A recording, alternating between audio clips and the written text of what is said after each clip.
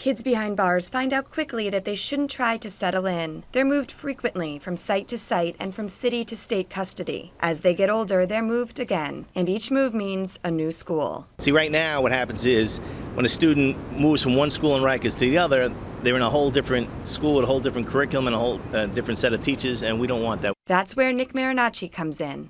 The Department of Education hired the Bronx Middle School principal a year ago to reform their 7 schools in juvenile jails. And now they've asked him to become the founding principal of the new school on Rikers Island. We created a standards-based curriculum that would be followed at all the sites along with the pacing calendars so that as kids traveled from site to site, they'd be learning approximately the same thing. Not only do students come in often as chronic truants, they come in as very undercredited for the high school age. And so what we did in terms of that is we doubled certain periods, and that way they could earn more credit in a faster fashion. But every year, several thousand city kids are convicted and sent upstate to facilities the federal government has called uncontrolled and unsafe. There, schools aren't run by the city.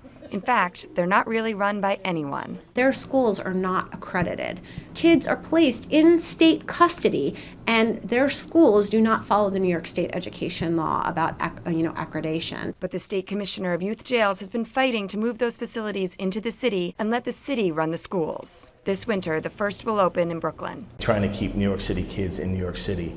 And we're working with them now in the Brooklyn Initiative. But for teachers in all of the jails, educating such a transient student population is one of their biggest challenges. You can have a student for a day, you can have a student for 2 days, 3 weeks, 3 months, 6 months, it depends.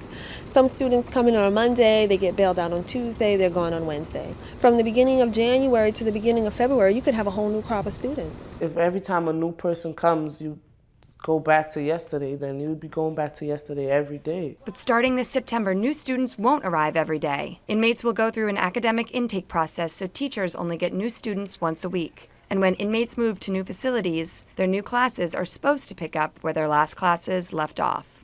On Rikers Island, Lindsay Christ, New York 1.